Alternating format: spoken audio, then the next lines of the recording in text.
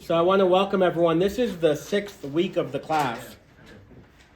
The first 5 weeks are all up on YouTube. They're in Jody's emails. But every week we kind of do a quick roundup of where we are. So if this is your first time here, we have a bunch of regulars. We have some new people. So we're going to kind of very quickly run through where we were so that we can understand kind of what we're up to and how it fits into the whole thing. So I'm going to, first I wanted to say that we're doing this class, we're all learning in the merit of a speedy recovery for our friend Aviva Galia Basima. So please keep her and her continued recovery in mind as we study. Amen. We're learning the book, Understanding Judaism, the Basics of Deed and Creed by Rabbi Benjamin Blech, who was a professor, a rabbi of mine, when I was a student of his at Yeshiva University, and he was writing this book at the time. The book came out later, and it really teaches the fundamentals of Judaism in ways that I had never been taught it before, and what I love about it, one of the things I love about it, is that it busts a lot of myths. Now we're going to run through the first few chapters here. For those of you that have been here in the previous classes, should be familiar to you. For those that are new, I'll hopefully get enough to whet your appetite, so when you go home you can watch the full videos of those other classes over time, but you'll have enough. So I'll use the chapter headings to kind of lead our very quick review. So it starts out, which is the most important mitzvah? And we learn that if you had to choose only one mitzvah, it should be the one that's next available to you. There's no big mitzvah or little mitzvah, and there's no small sin, there's no big sin. It's all equal. And if you're in the middle of performing a commandment, a mitzvah, you can't stop and do another one, although we will get into an exception of that. And then we say there are no 10 commandments. We all know the 10 commandments, but in fact the 10 commandments are a myth. They're not commandments. In Judaism, the Hebrew word is aseret hadibrot, the 10 utterances. And those 10 utterances really are less about being commandments and more about being principles or categories that all of the other commandments fall under. So they're big ideas. Then you could ask, why were there 10 given? If they're all equal, why did God single out 10? Well, because our ancestors and we believe our souls were all there at the giving of the 10 commandments. This is the only religion that doesn't rely on the word of one single prophet who said, I heard from God that you should do this. That's basically most other religions. And in Judaism, we have the heritage of everyone can trace back generations, and it goes back just over 80 generations that our forefathers were there. And it wasn't just us. It's not like we're believing in Moses the way somebody might believe in Jesus, because Jesus said it, Moses said it, so I believe it. We were all witnesses. We have a historical line to that, and we talked about how it would be a miracle if the Jews that are spread around the world all have that same tradition going back from their parents and grandparents going back 80 generations, and all of us have basically the same thing. We have different customs, but we all trace it back to the same Torah. We couldn't have made that up going back through all those generations. So we don't believe in miracles as a basis for faith. We've discussed that. That was a fun class. Steve, who's joining us online, performed a miracle for us. I said, what if God told you, if I heard from God to be a vegetarian, you should be a vegetarian because God told me. You wouldn't believe me. But many people say we believe in Judaism because of all the miracles that God did for us. So I said, what if God told me that you should be a vegetarian, and if he actually said that, the lights will go off right now. We had Steve in the back of the class. He shut the lights. It's on video. Very dramatic. Good job, Steve. If you told me that God told you to eat steaks, and therefore I should eat steaks, I'd probably... That would be easier to believe. That's exactly why I gave that example. So the 10 were given because we wanted to all be witnesses. We're all witnesses to that historically. Why did God give us 2 tablets? And Jody pointed out in the first class that there's a little bit of a symmetry, which is really going to be the topic of tonight's class, is that the first 5 are between man and God, although number 5 is honor your parents. So it's really man and your creator. And the second 5 are between man and man. Who comes first? Well, this is some of what we discussed last week. What if there's a conflict? And we learned that Abraham was praying to God in the middle of a conversation with God when the angels came to him. He didn't know they were angels, to visit him, and while he was sick. And he went out to go feed them and to take them in. He left God to go care for other humans. And we learned that we're not supposed to stop doing one mitzvah to do another, but actually the exception is when there's a conflict between God and man, we actually follow man, because God doesn't need us. We need God, but God doesn't need us. Our fellow man needs us. And God prioritizes that we should take care of man. There are a bunch of commandments. We said a blessing on the food, but there are commandments, there are blessings that we say for a mitzvah. But those are only for the mitzvah, for the commandments that are related to God. When it comes to giving charity or doing kindness or volunteering with skiers, no, all those elevations, we don't say a blessing for that. Why not? And the answer that's given is because our fellow man or woman needs help now. We don't stop to say a blessing to God. We help the person right away. God is like, I know why you're doing that. That's good. I don't need a blessing. Go help them. And we talked last week about the pious fool who was standing by the ocean praying. And there's a man drowning in the ocean, and he continues praying to God because he's not supposed to interrupt the prayer to God. And that's a pious fool. That's idiocy, because God actually wants you to go save the person. And that's kind of where we left off last week. I'm just going to close up that chapter because we covered a couple of chapters last week. And the final section of that, illustrating why the proof that God wants us to help fellow man, that all commandments are equal, but when it comes to a conflict between man and God, we follow the one that relates to man, is about Yom Kippur, the holiest day of the year. And we pray and we fast and we do all of those things. But you can pray and do all of the Yom Kippur things, but if you have a conflict with your fellow man and you don't resolve that before Yom Kippur, all the praying, all the fasting in the world won't resolve that. And he tells a story, the rabbi does, that when he was a child, there were people when he had just turned bar mitzvah, that his father, who was also a rabbi, had him come to a ceremony. There were some elderly people in the community that were friends and then became enemies, and one of the people died.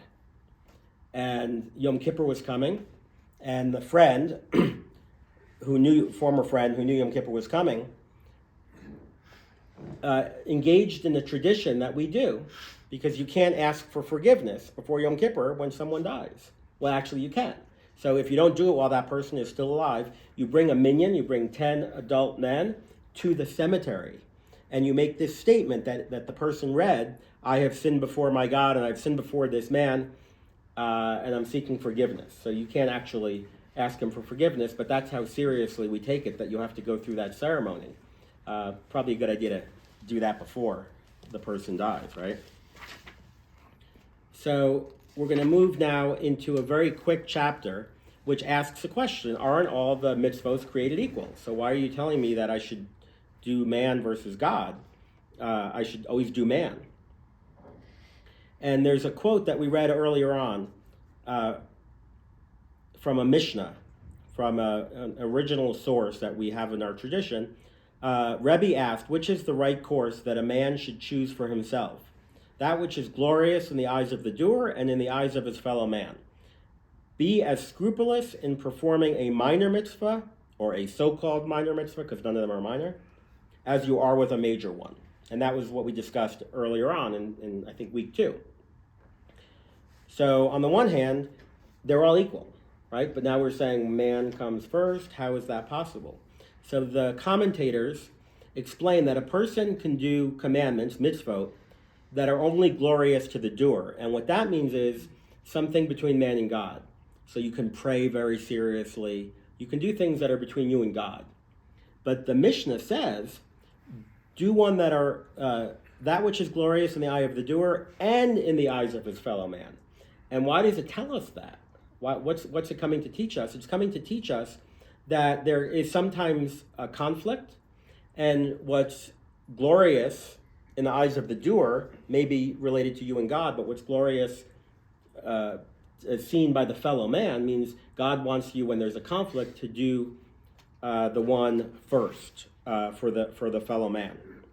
So when there's a choice in Jewish law, this makes clear that there is a possibility of selection, that you get to choose only when there's a conflict between man and God versus man and man.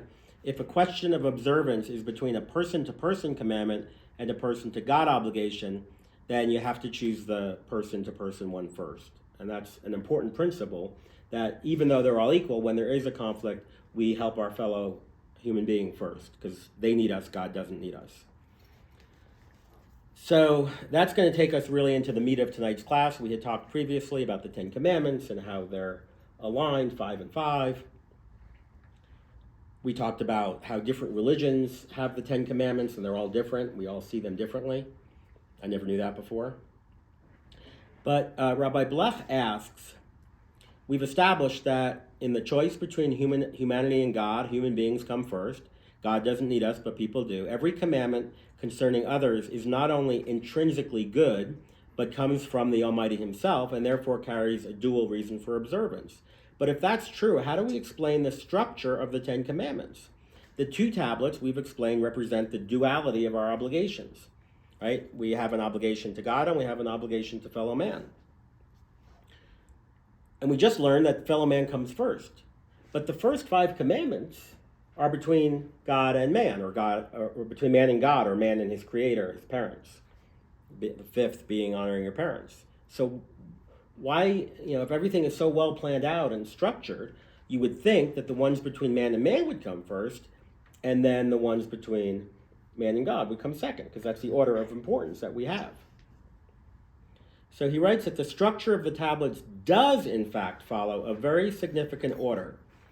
Although the verse, and you shall love your neighbor as yourself, is ultimately more crucial than, and you shall love the Lord your God with all your heart, with all your soul, and with all your might. That's Stanton's favorite prayer, who's watching on the video. We learn that the laws between person and God must come first. To understand this is to grasp a cardinal principle of Judaism.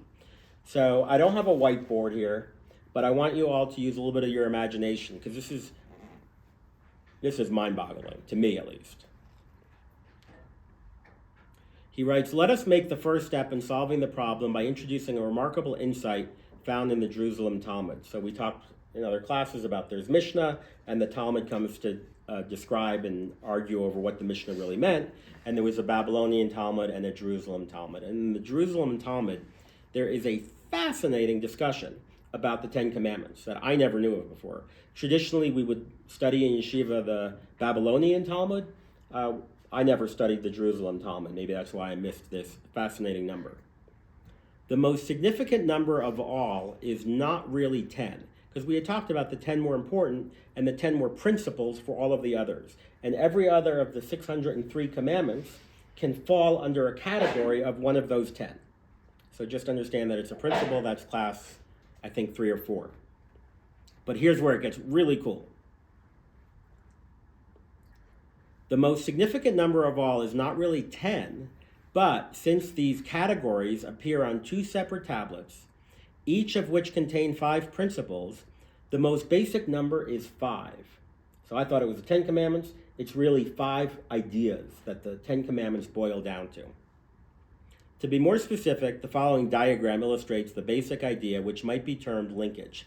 So imagine the 2 tablets, right? I am the Lord your God is our first commandment, our first principle. You shall have no other gods before me. You shall not take the name of the Lord your God in vain. Remember the Sabbath to keep it holy. And number 5, honor your father and mother, which is part of honoring the creators. And then on the other tablet, number 6, you shall not murder, you shall not commit adultery, you shall not steal, you shall not bear false witness against your neighbor, and 10, you shall not covet. Now imagine those 2 5 tablets lined up next to each other as they are.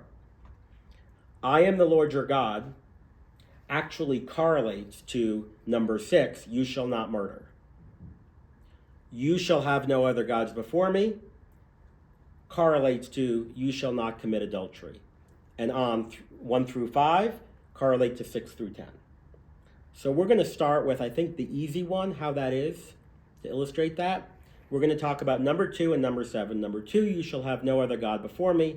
And number 7, you shall not commit adultery. Does anybody whose brain is still active after that really exhausting game that we played for Tu B'Shvat want to come up with a reason why you shall not have other gods before me and you shall not commit adultery boil down to the same thing, one as it relates to God, one as it relates to humans? It's like loyalty. Loyalty, faithfulness, exactly right.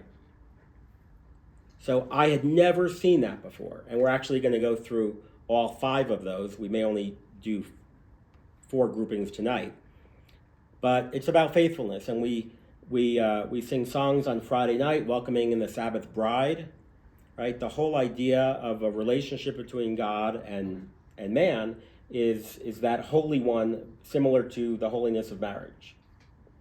And because I like plays on words, he writes,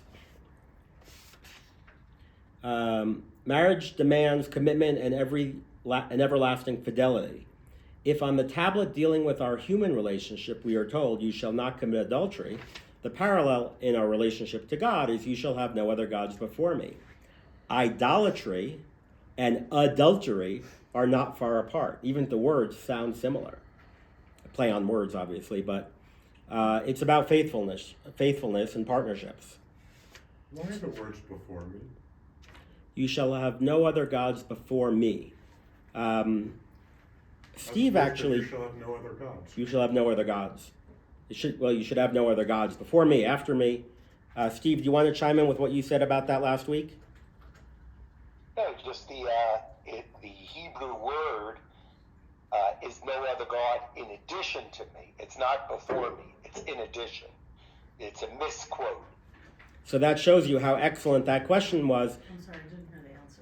So the answer, Steve said, we talked about this when he was here last week in person, and I hope he's back soon, is that the translation that we use here, and we use widely, is that you should have no other God before me.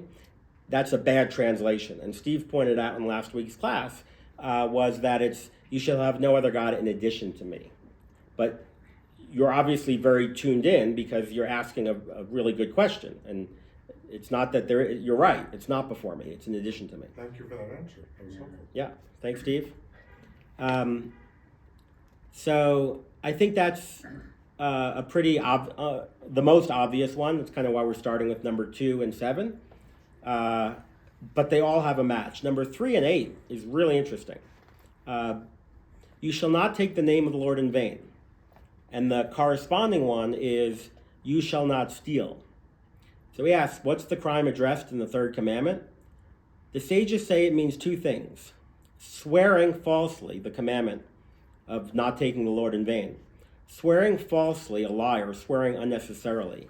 To grasp the real sin, one must understand the nature of an oath. In Jewish law, an oath is only administered when there is no other possibility for determining the truth. So if you have a conflict between 2 people, and we don't have 2 witnesses, 2 witnesses is always best. But when it's only you against another person, and the court has no way of distinguishing who's right, if one of those people says, I swear to God, they're basically taking the name of God and saying, if I'm lying to you, may God strike me down. Now, obviously, if both of them say that, we have a problem. But if one of them is willing to swear on God's name, they better be telling the truth, because this is a principle, one of the 10 commandments. So an oath gives a litigant whose objectivity is suspect credibility via his association with God. Every oath, in effect, says, if you don't believe me, I swear. In accepting an oath, the court is saying, we have no alternative but to trust you when you take God as your guarantor, and if we err, God will know and we'll leave it to him to punish. The second type of unacceptable oath is when someone says, I swear to God that this table is a table. Well, of course it's a table. But just to swear in the name of God that this is a table is a saying it in vain. And it's a holy name, and it's saying it in vain. So, you shall not take the name of the Lord your God in vain. In both types of unacceptable oaths, you are taking something that does not belong to you and that you have no right to use. It is the equivalent to stealing. Judaism believes in ownership and personal property, and stealing is equally sinful when the object involved is the meaning, the reputation, and the sacred essence of the divine name. In a word, theft is the linkage between the commandment 3 and 8. Bottom line is, don't take what is not yours. So, just to review, number 2 is faithfulness. Number 3 is theft. Numbers 4 and 9. So, commandment 4 is remember the Sabbath, keep it holy. And number 9 is you shall not bear false witness against your neighbor. Does anyone have an idea what the parallel between those two is? Steve? The parallel between 4 and 9, between remembering the Sabbath and you shall not bear false witness. I thought that the issue of the Sabbath was integrity, and bearing false witness is just the opposite. That is a good answer, and you're close to the key point here. What is the real purpose of Sabbath? If it were simply to rest and to feel physically better, it would be a mere health law, and it would have no place on the tablet between person and God. Remember the Sabbath day to keep it holy, because in 6 days God created the heavens and the earth, and on the 7th day he rested. When we rest on the Sabbath, we confirm that the world did not simply come into existence by itself. There was a creator. The Sabbath testifies to the creation. Now, on Friday night, when we make the blessing over the wine, we stand when we make that blessing. We are bearing witness. We are being a witness that God created the world in 6 days and rested on the 7th.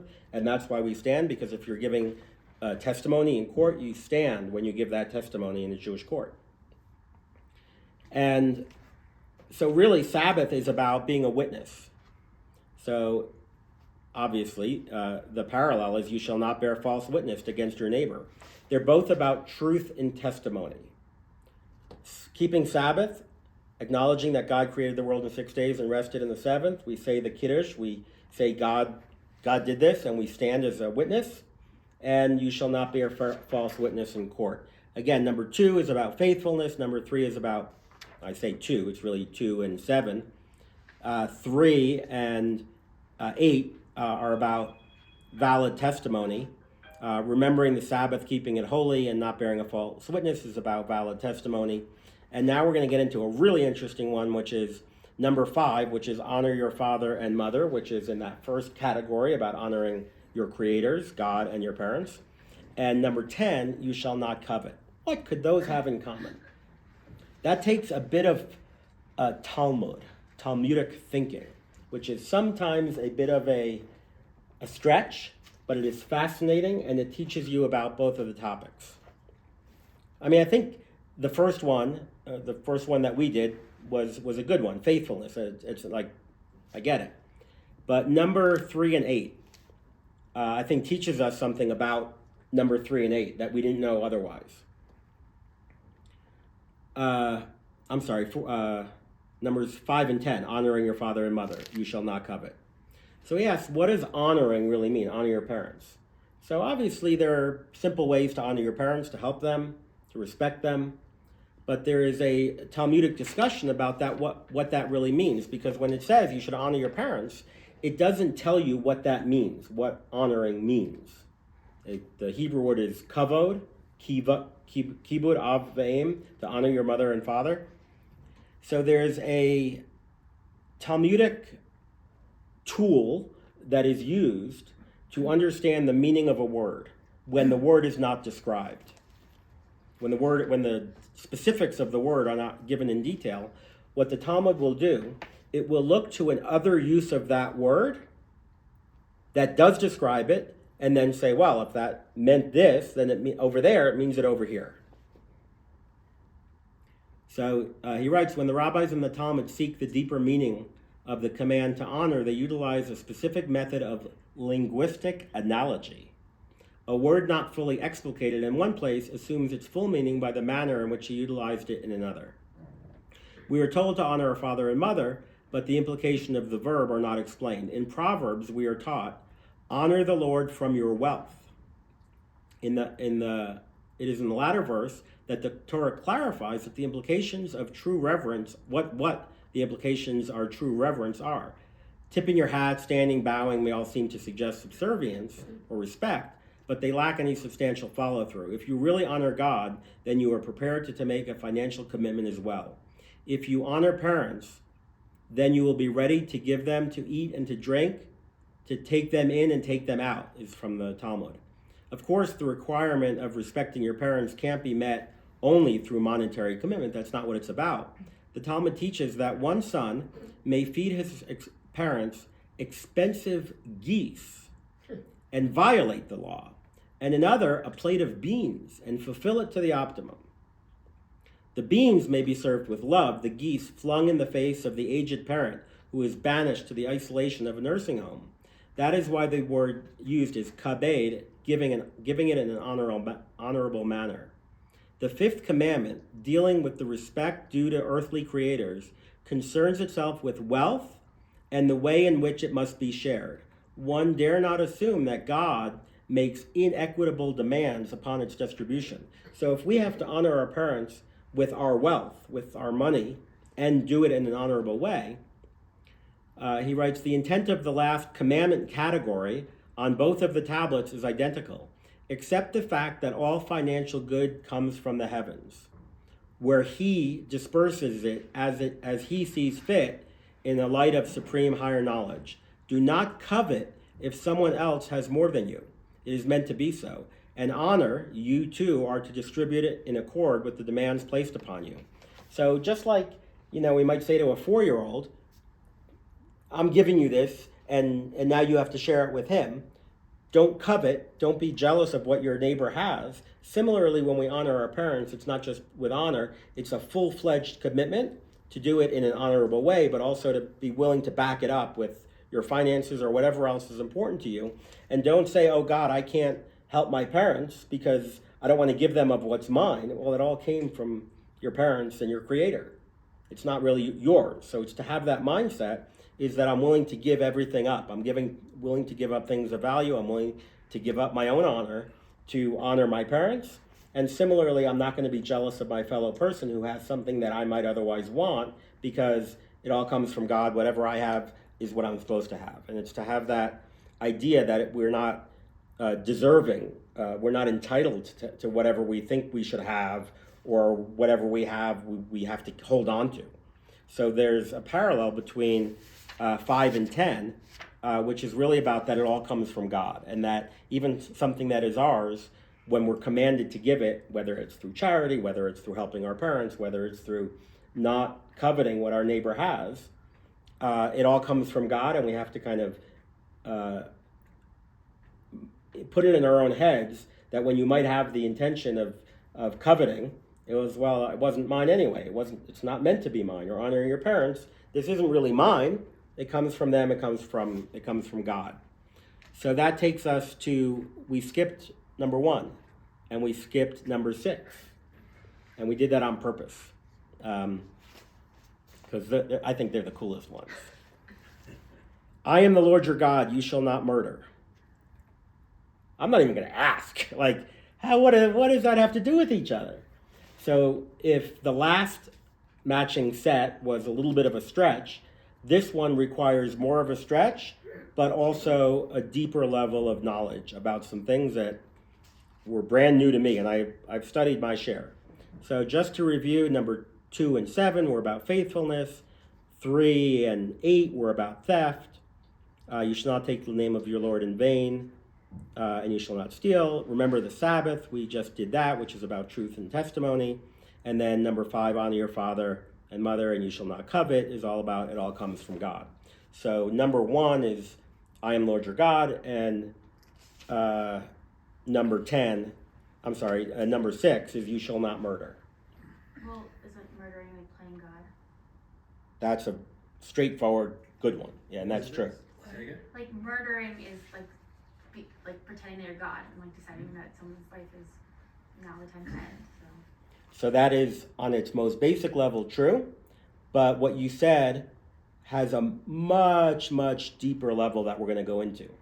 That is really brilliant. Maybe you meant it that way, but we'll see. I'll give myself credit. I'll give you, well, on the basic level, on the straightforward, that's a good answer. We're going to get into a much deeper answer here, and we're at a high altitude. We're kind of open-minded here, so bear with us as we go through this, because I think it's worth it. I think it's worth this little journey we're going to take. He writes, we have purposely left the top partners on the tablet for last. They will illustrate a truth not only relevant to their linkage, but also to the linkage of the two tablets and the rationale behind their sequence. There's a lot to unpack there. So as we always do, we refer back to a biblical story. So this is a biblical story.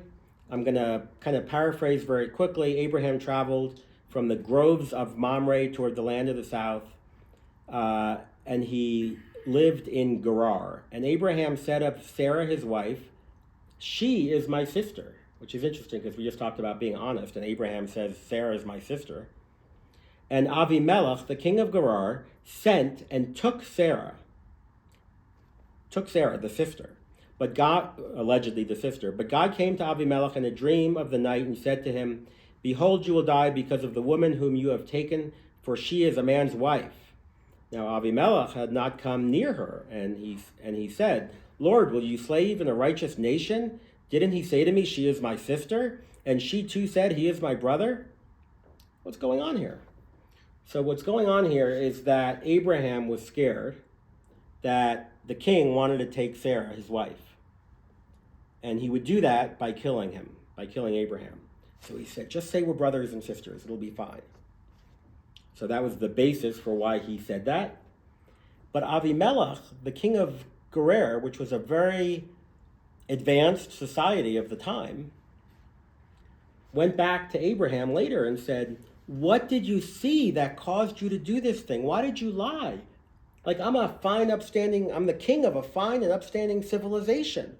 And you were worried that I was going to take your wife and you had to lie and say it was your sister so that I didn't kill you? What did you see here in my lovely civilized society that caused you to think I was going to kill you to take your wife and that you had to lie about it?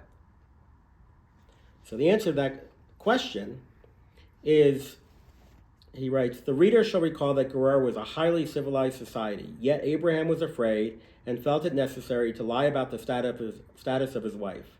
Whether or not it was justifiable, and this is the subject of controversy among commentators, Abraham said to Sarah, she is my sister. Avimelech the king said to Abraham with seeming sincerity and conviction, what did you see that caused you to do this thing? How could you have expected us to do harm, necessitating your subterfuge, when you could readily see all about you a city filled with unparalleled culture?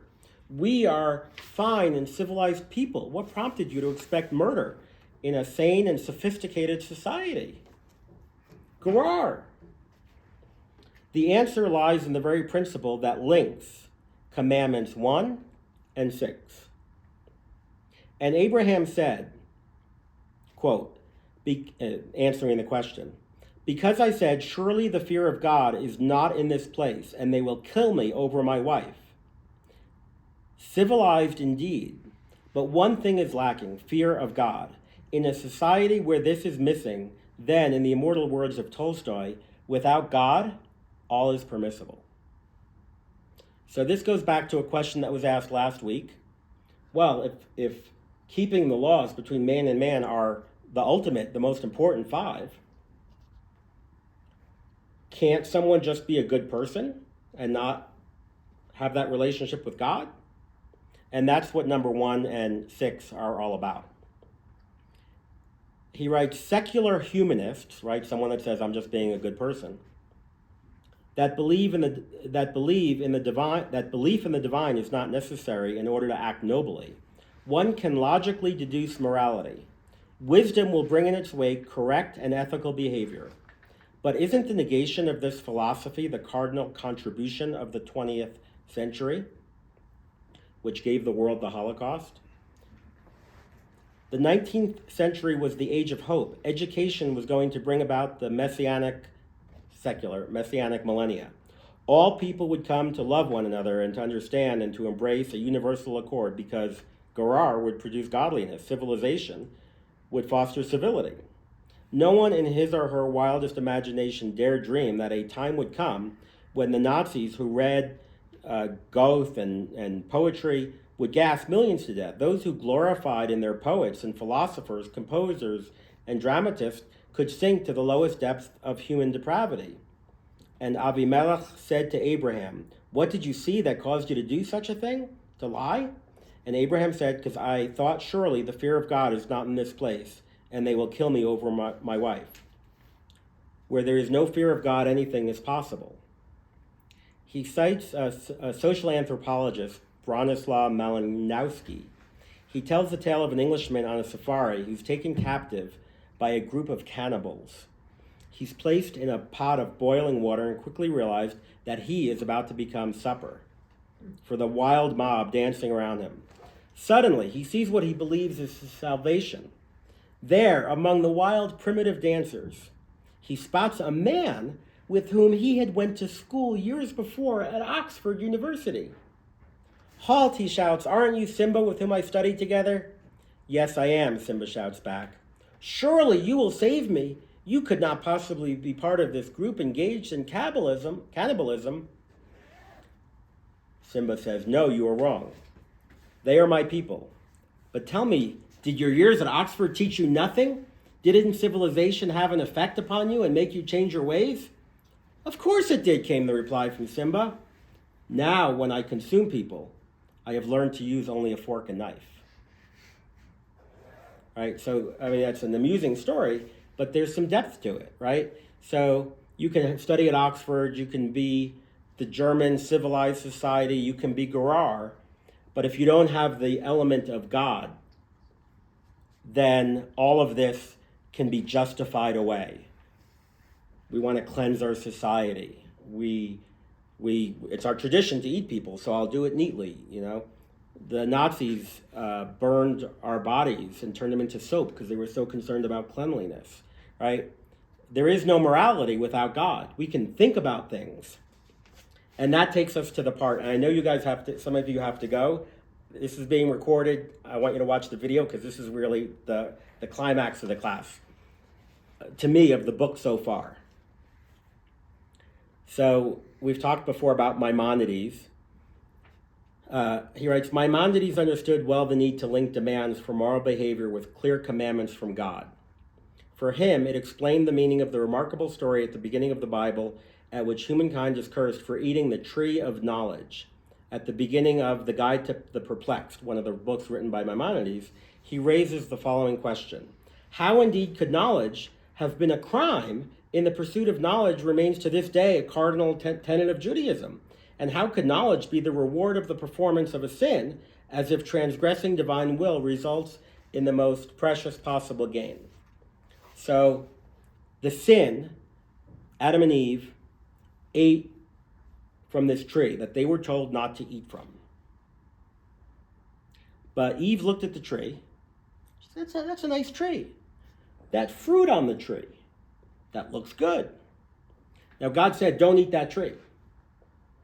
So here we get into a distinction between the time before the sin and the time after the sin.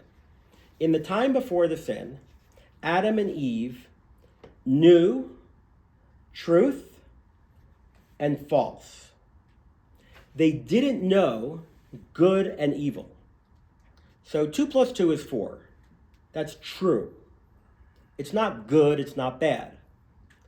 We people today, after the sin of Adam and Eve, have this idea of good and evil. But there was a time at the very beginning of humanity where there was no good or bad. It was true and false. There was clarity. And that's what Adam and Eve lost. When they substituted their decision, when God said that tree, not that it's bad, that you shouldn't eat from it. In fact, Eve said it looks good. It's a pretty tree. It looks like it tastes good. And man, woman, humans, substituted their decision for what God taught them. God said the tree is false. The human said, looks good to me, God. I'm gonna go for it. And the punishment, they didn't get sick from eating from it. The punishment for humanity was the ability, or the inability really, to see truth and false, and to be able to substitute our judgment of good and evil. So the Nazis, I don't think, thought they were doing evil. They thought they were saving their society. They were able to justify it. Prior to his sin, had you asked Adam what he felt about any moral evil, he would have said, it is false. There was clarity, it's false. Uncompromisingly sheker, false, without reservation or qualification, and without distinction regarding what the former Harvard president, Gay, said was situational ethics, right? It all depends on the situation. We can justify anything. We couldn't justify things before that sin. There was truth and falseness. Everything was either true or false, and we didn't substitute our decision from the direction that God gave us, which is this is true and this is false. When we humans decided to go against God and say, I know you said it's false, but it looks good to me. And we can start justifying. We can start saying about adultery, oh, my wife is sick anyway, that woman's pretty, it's okay, right? We can justify away anything. And the wisdom, so-called wisdom that we got from eating from that tree was the ability to make the distinction between good, what we think is good, and what we think is bad. And we lost the clarity of seeing true and false. One of the punishments that Adam and Eve had is they lost eternal life. Originally, they were supposed to live forever. He says, if today we were to return to the ideals of objective right and wrong, emet and sheker, true and false, we would be back on the road to the Garden of Eden. There is, in fact, a tree that allows us this return. When Adam and Eve sinned, they were told they could no longer eat from the tree of life, which offered immortality. Humans who set their own standards above God's do not deserve to live forever. So he drove out the man he placed at the east of the garden, the cherubim, and the flaming sword which turned every way to protect the path to the tree of life. But that tree of life beckons us in a different form. Tree of life, in Hebrew, Eitz Chaim. We sing that at synagogue. It is a tree of life for those who grasp it. That's from Proverbs. The Torah provides the same benefits implicit in that forbidden fruit. It is the antidote to the tree of knowledge of good and evil. That tree of knowledge and good and evil is where we substituted our own judgment for the truth and falseness that God gives us. Every time we are called to the Torah, we make a blessing that emphasizes the most important principle behind our acceptance of divine will. Thank you, God, for giving us a Torah of truth.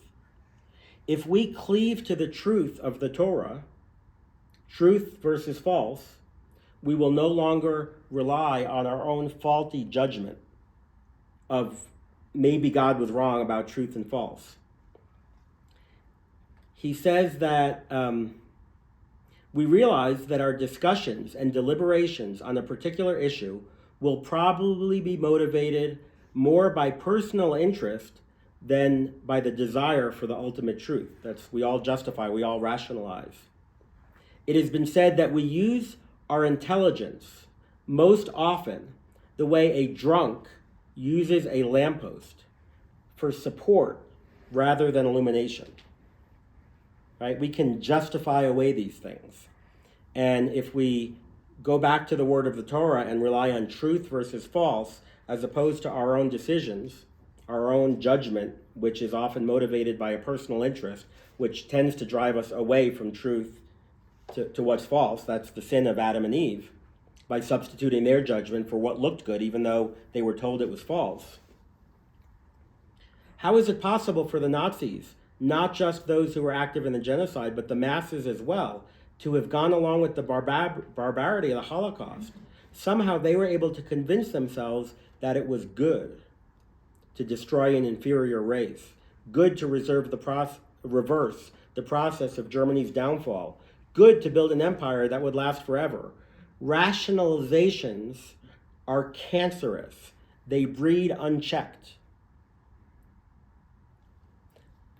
And really, that's the linkage between 1 and 10. That without truth and false, with our own, I'm sorry, 1 and 6, thank you. I just want to make sure you're paying attention. Without 1 and 6, the first one in the category between man and God, and the first one in the category between man and man, is we could become murderers. Murder is false. Murder is false. God, no murder. Truth and falseness, no more good and evil. And if we go back to the words of the Torah, that 1 and 6 are the same. One relates to God, one relates to humans. And that explains why the first 5 come before the last 10, is even though man to man is more important, we can't have man to man without God because we will be led astray. So I want to close there. My mind was blown by this. So I'm happy to answer any questions or just say happy Tu B'Shvat. Thank you. Thank you. That was great. Thank you.